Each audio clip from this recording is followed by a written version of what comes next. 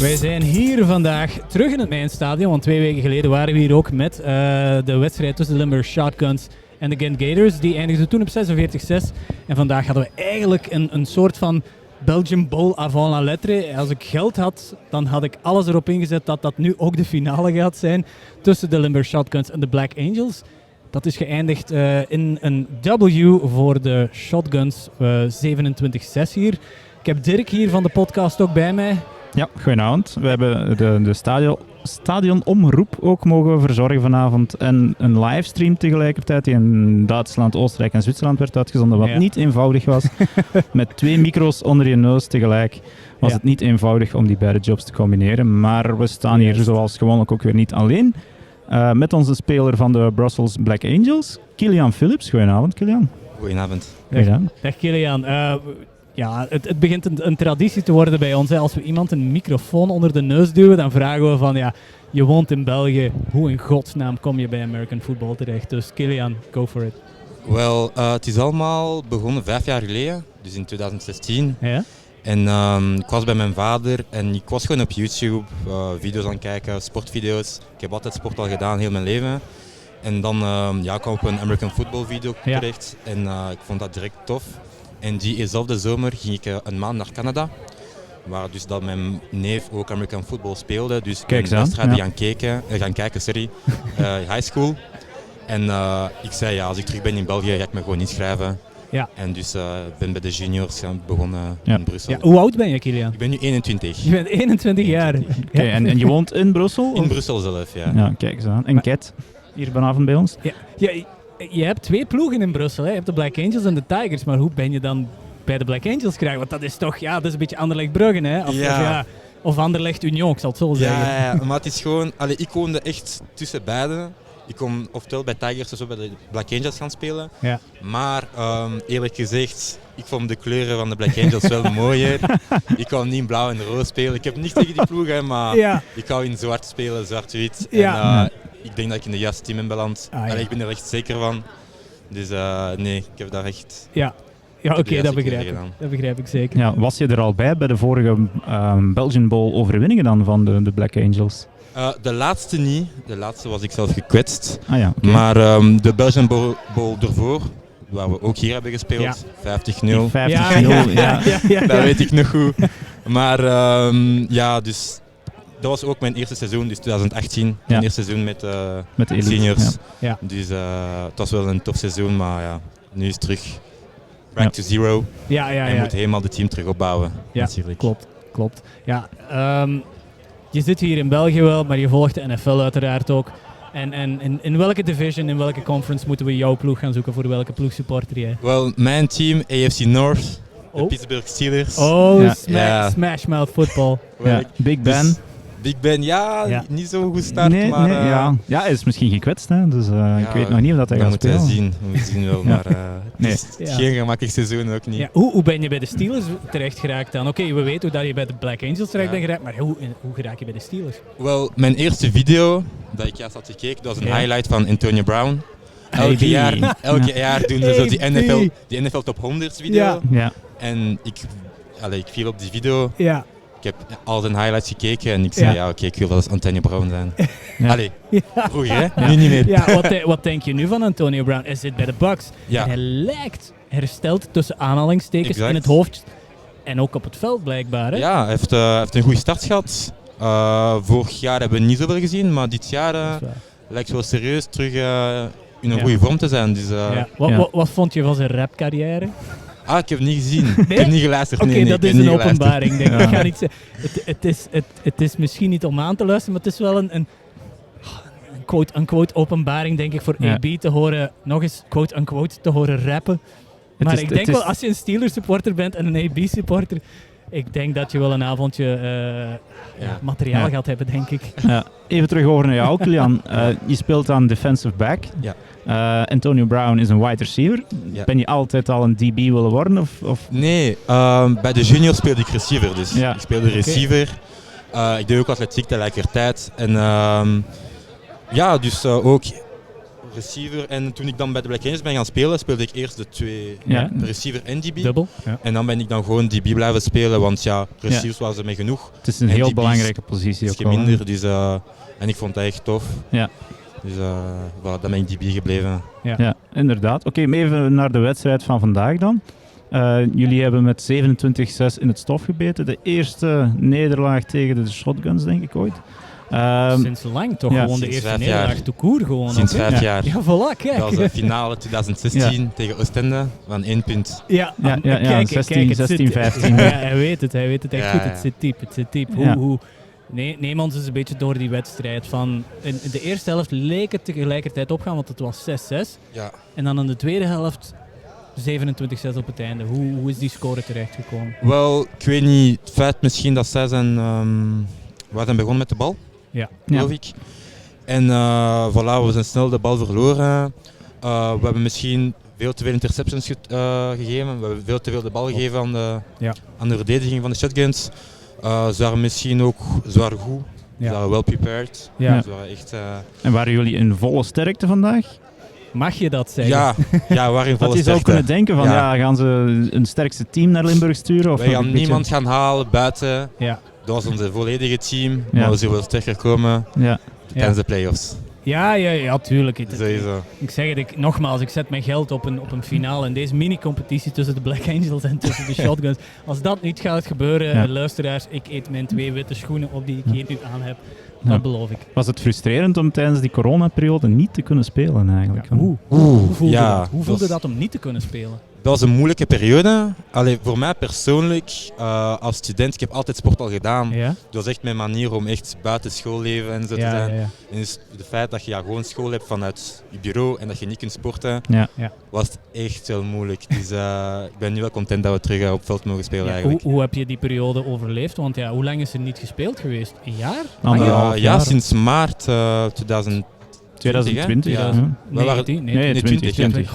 Oké, zolang is de coronacrisis nog niet bezig. Ja, hoe vul je dat dan op? Is dan, want je moet daar toch een hele hoop zelfdiscipline aan de dag brengen, want je bent een stevige jongen hier, 21 jaar en toch een stevige kerel hier. Hoe los je dat dan op door geen practice te hebben? Ja, in het begin was dat een beetje homeworkout en zo. Maar in Brussel, ik weet dat we een bepaalde groep hebben gedaan op Instagram. Met jongeren ook van de Tigers, waar we ook een goede band mee hebben. Ja. En dus we zijn ook dan gewoon een veld gaan vinden in Brussel. Ja. En dan zijn we gewoon gaan practicen tussen ons. Gewoon 7-on-7's. Kijk. En gewoon fun hebben. Ja, tuurlijk. Je hebt gelijk. Dus de concurrentie tussen de Black Angels en tussen de Tigers is niet zo... Wel, eigenlijk tussen de jongeren, ça va wel. Tussen de jongeren, maar tussen de ouderen is dat echt... Dus jullie hebben die eerste wedstrijd wel gewonnen tegen de Tigers, 22-16. Zeg ik dat wel deugd gedaan hebben, zeker? Om nog eens met een W. Ik had dat filmpje gezien op Instagram, waarbij jullie echt... dat was gewoon testosteron, de spoot er langs alle kanten uit. Ja, dat is altijd de Brusselse derby. Hè. Dus, we spelen in Brussel, maar op hun veld.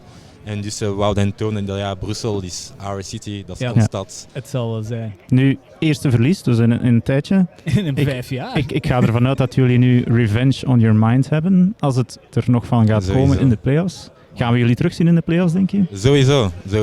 We zien elkaar in de play-offs. We zullen hier terugkomen met een andere mindset, met een betere mindset. Ja. En het zal een andere score zijn. Dit wordt de Belgian Bowl hier in dit stadion. Hè? Hoeveelste keer is dat je hier in dit Mijnstadion speelt? Ik heb ook al met het nationaal team gespeeld. Tegen Hongarije. Je speelt bij de Barbarians? Ja, tegen Hongarije. Kijk eens aan. Maar de laatste keer, dat was Belgian Bowl.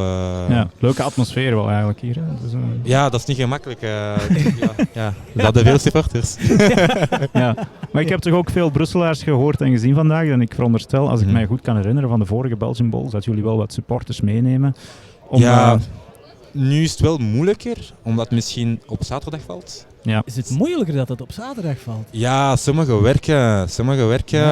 En ook de juniors hebben ook game. Onze juniors hebben ook game, dus zoals bijvoorbeeld mijn klein broer heeft gespeeld bij de juniors, dus ja, mijn ouders zijn er sowieso niet voor mijn game. Dus er zijn er veel in deze situatie eigenlijk, dus je kunt niet allemaal meenemen. Ja, en ik maar denken dat op zaterdag dat eigenlijk de ideale moment is. We waren er nog over bezig eigenlijk, dat zaterdagavond eigenlijk een leuke moment is om te spelen, maar ja, bon.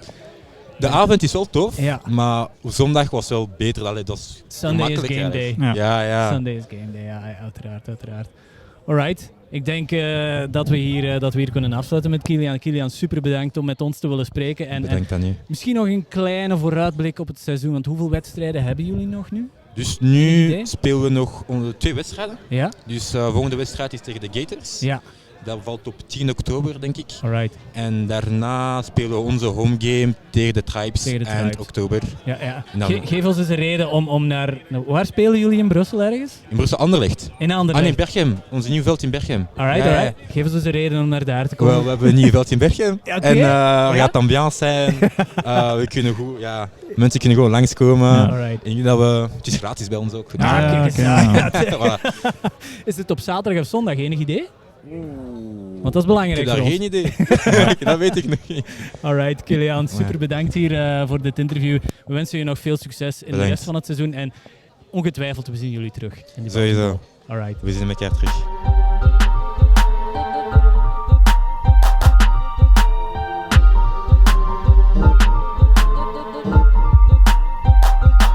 We're going to turn into English here because we have an American here next to us here.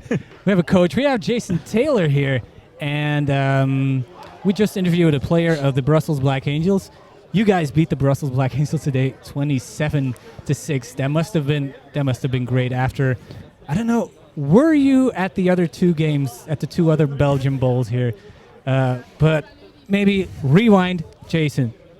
Who are you? Because what's your function here with the Limburg Shotguns? Yeah, I came to the Shotguns in 2017, 18. Yeah. And I played with them, and then I was coached with them. Right now, I haven't been with the Shotguns this year. Okay. But that's might be like, who knows what's to happen. But yeah, so. How did you end up with the Limburg Shotguns? Just start at the beginning? I was playing football in Finland. In Finland? Few years, Finland. Past few years, I was playing football all around Europe. Yeah, okay. And so I decided that I was going to live and stay in Finland and play football. Okay. And then I met my girl. All right. It's a Belgian girl. Easy, yeah. Easy story after that, I came here to be with her. All right. She knew that I play football, obviously. Okay. And she told me, hey, there's a team that's right around our area, yada yada. Got a hold of Michelle, and it was easy from then. Okay. So since I've been here, I've been a shotgun basically. Have you played ball in the States? Yes. Collegiate? What school? Yes, I went to Purdue University. You went to the Purdue Boilermaker? Okay. Yeah. So when the guy... The guy did the towing cost today. Yeah. You're connected with him. Yeah. When he came by, I did the normal boiler up chant for him. He was like, we talked before because he knew I was a Boilermaker. All right, Derek, that's your thing, college football. He knows everything about college. Well, not everything. He knows a lot. Because, I mentioned before, I used to live in Arkansas. There's not any NFL teams in Arkansas, so anything. No. There was only Saturdays and college football, so I watched college football back then. College football is great, though. Yeah, I love it. I love atmosphere and everything. Yeah. So what position did you play at Purdue? I play running back. You play running back everywhere, all day. Keep pounding. Yes, the time. Keep pounding the ball. And you played running back with the Limburg Shotguns as well. Yes, I was kind of a wherever we needed to be at that time, because at one time I had to play quarterback. And you did? Wasn't really good. But mostly running back, yes. All right. Okay. Sure. So how did you, as an American, it's probably a dumb question, but how did you get into football? Yeah, my older cousin played football when I was younger. Okay. My sister was cheering, and then it was kind of like, it's one of those things where you go like, okay, the 2 older ones are doing something, you go do something too. And then once you get into the sport, you kind of can't really get out of it if they're all doing it. You had no choice. Yeah, basically, because then it was, I could have played baseball. Yeah. but nobody was doing baseball.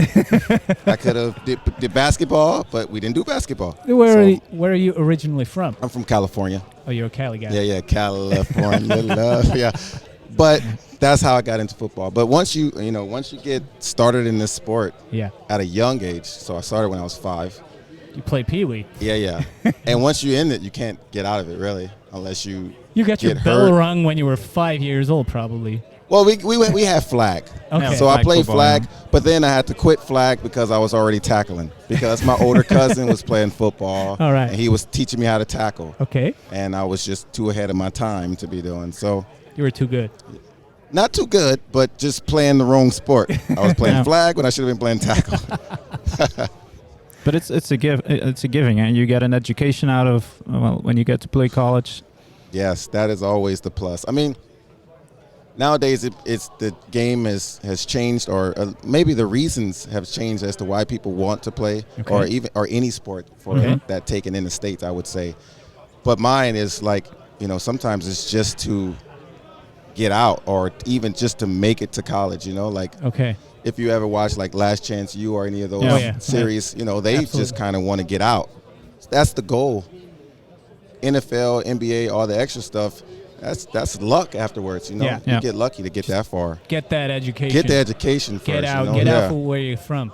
All right. Change the scenery. Change everything. So when I was a kid, I told my mom, I said, I'm leaving California when I go to college. What Didn't part really of Cali? think I was going to go to college. What part of Cali you're from? L.A. Oh, you're downtown. I'd say I'm leaving California when I go to college, and she was like, okay. All right. Yeah, I ended up in Indiana. Wasn't Last Chance U like 2 seasons ago wasn't that in L.A.? In Long Beach. Long Beach. Yep. Do you know that team? Yeah, I know the area. I know Long Beach. It's Chico, right? Yeah. All right. So okay. You play college. Yes. You follow the NFL, probably. Kinda. Kinda. Do you have like a favorite team or? No, I follow people. You follow people. I follow people because I'm not really a fan of a team. Okay. So I usually find somebody I like, and I watch their games, and I like Alvin Kamara, my favorite running back right now. All right. So I watch the Saints, Okay. and Drew Brees, obviously on the same team too. So I watched that. Mm-hmm. I watched the Panthers because I like Christian. CMC, Yeah. Wow. He's hurt. He is. He's hurt. So it's season. But this may be I done. watch those. I just watch players more likely because they excite me more than a team. Like Okay. Interesting point of view. That's interesting. Yeah. Most of the people here in Belgium, they pick a team for some Probably the strange Patriots. reason. Most of the time, most people I've met in Europe pick an NFL team for a place that they visit. Yeah. They visited. It kind of makes sense. So, a friend of mine went to Minnesota one time, and, he went to a Minnesota game. Now he's a Vikings fan. How do you get that's into just Minnesota? How do you travel to Minnesota? People be going to these. How do you end up in Arkansas? I mean, it's just That was it's by just chance. Somewhere you end up, right? Shots It's fired. a fair point. It's a fair point. When you want to do school abroad and stuff, you don't have a choice. You just kind of go where you go. We're both Packers fans, so there's no nice. reason to visit Wisconsin, I think. Yeah. Or at least not Green Bay. Well, then that's the question. Sorry, No. you guys are doing an interview to me, but why Packers? For me, it's the team. I mean, the other teams are all big money, and the Packers are like owned by the people. They're a small city crew. I mean, they're not big city. Okay. So you tend to like one of these teams. I've visited New York several times, but I'm not into Jets or Giants. It's Okay. I'm into the Giants a tiny bit. I was in New York when the Giants won the Super Bowl against the Patriots in 20. I couldn't tell you. It's 16. The last time. I know. Yeah. We got stone cold drunk. But how I got into the Packers, I don't know. I think it has something to do with him, probably with my brother standing next to me. But I just started following the NFL, and I was like, I gotta have one team, man. And I just started looking for like those colors, the green and gold from the Limburg Shotguns. That looks great. Yeah, That's works, a great segue to tonight's game, maybe. How did it feel for you? Because you're wearing the colors of the Limburg Shotguns now. You did not And the play. Green Bay Packers. Did that feel feel nice? Yes. It's a long way coming. It's great. It's been a long time coming that we got the win over these boys, and you know, I am more than excited for the guys to be able to go home tonight with a victory. And Yeah.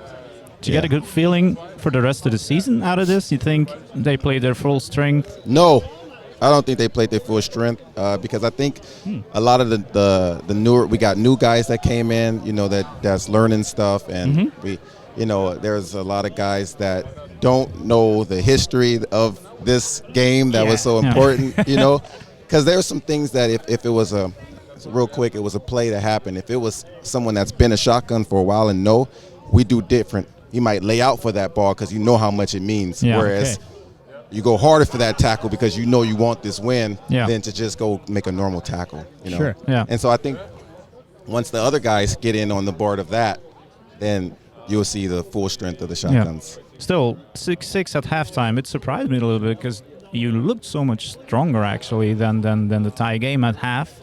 Did you set it right in the second half?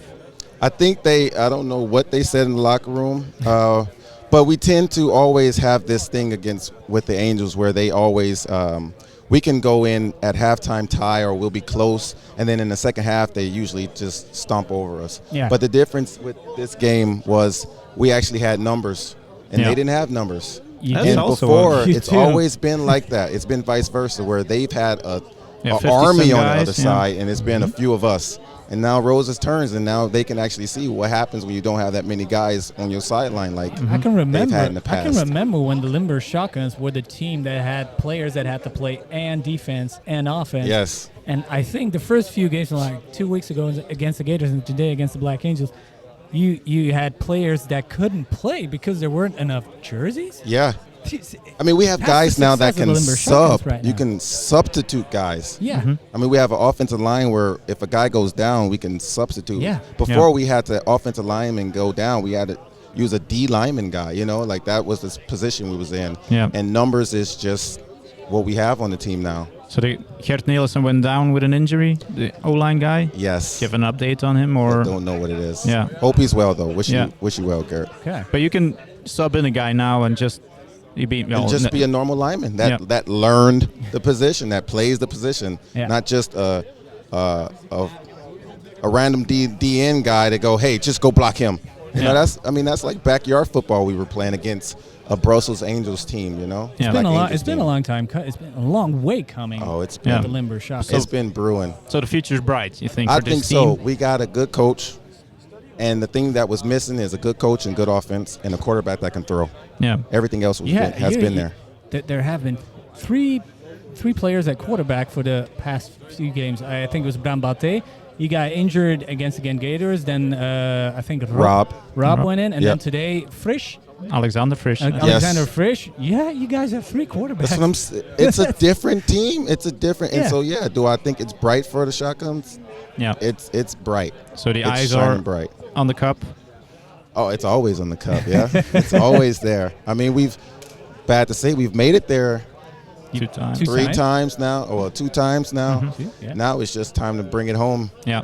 You expect the Belgian Bowl to be against the same team? I think so. It's going to be It's going to be here. Eh? Black Angels versus Same Shotguns. venue. Same thing. Same atmosphere. Yeah, I hope the fans come out in numbers as well. Yeah, I hope so. But usually the last game, it usually turns out really well. Yeah. Yeah. All right, sure. All right, Jaycen. I think we're gonna call it quits here because they've killed the lights here. So we're again podcasting in the semi-dark here. So that'll do it for the podcast here in Beringen. Limburg Shotguns playing the Black Angels, 27-6 victory for the Limburg Shotguns. And Jaycen, thanks again, and we'll probably see you in the Belgian Bowl. Yeah, I'll be around. Y'all have a good one. Thank you. Thank you.